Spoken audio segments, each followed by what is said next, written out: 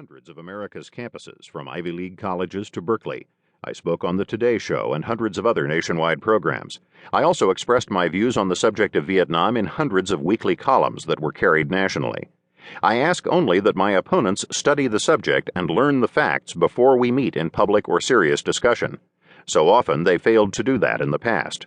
Contra factum non valet illatio, states the Latin dictum. Against the fact, there is no argument. Unfortunately, I do not expect many of those in the media or elsewhere who led us astray during the Vietnam era to try to defend their views today. All those who claimed it was just a civil war and not a communist takeover haven't a leg to stand on, and they should know it. Nor do those people who spoke so kindly of communist rule or who said the people in Vietnam didn't care. Vietnam was no more a civil war than Korea was. As this book documents, virtually the entire world recognized South and North Vietnam as two nations after they were officially divided at the Geneva Conference in 1954. Even Hanoi recognized that. Yet the latest person to refer to Vietnam as a civil war was none other than our commander-in-chief in May 1993, when a student in Chicago asked President Clinton why he was so concerned over Bosnia, to the point of talking about U.S. military action there, when he had been so opposed to the Vietnam War. The president replied that no comparison could be made between Bosnia and Vietnam because Vietnam was really a civil war. William F. Buckley replied in his syndicated column a few days later, "It would be difficult to compress more historical distortions into a single statement than those President Clinton uttered in a few words. No historian who has worked his way through kindergarten knowledge of Vietnam history will say to you today that what we had there was a civil war. The Vietnam War was an act of aggression by the North." Buckley's column was entitled, "A Dazzling Display of Presidential Ignorance." Most liberals are relativists, and their views have no consistency. They are personified in the remark of Supreme Court Justice Harold Blackmun when speaking to the Harvard Club in Chicago. There are no absolutes. So much for the Ten Commandments. Sooner or later, the relativists and secular humanists are proven wrong, for truth has a way of burying its gravediggers as well as its morticians.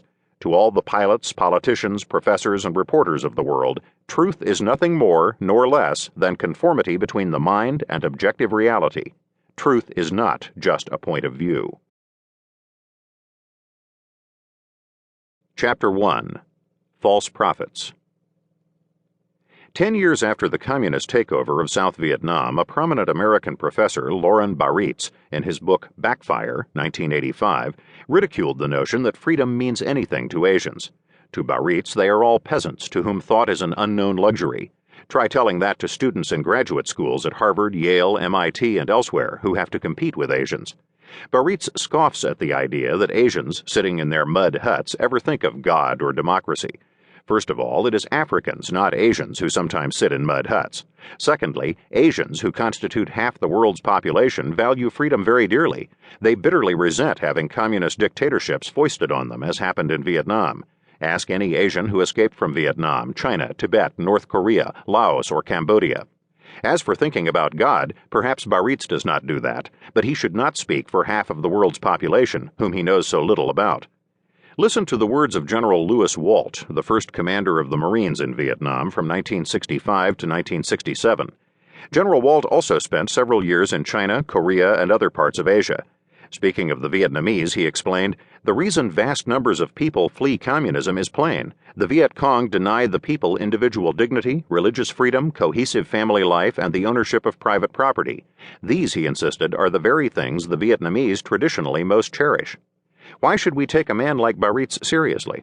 Because he is a noted author, educator, and the editor of a 21-volume series on history. Baritz was also the chairman of the history department at the University of Rochester, then became chancellor of the 64 campuses and 300,000 students of the State University of New York. Later, he became provost at the University of Massachusetts. He is the very type of secular revisionist we need to be wary of. I also mentioned Baritz and his far-out views because the famous historian Henry Steele Commager of Amherst said of Baritz's book, "It has just the right approach." Commager then compares our defense of South Vietnam to the barbarity of the Japanese in Manchuria or the Germans in Poland. Commager goes on to say that we deserved to lose the war in Vietnam. We had to lose it if we were to find any kind of ultimate peace, he insists.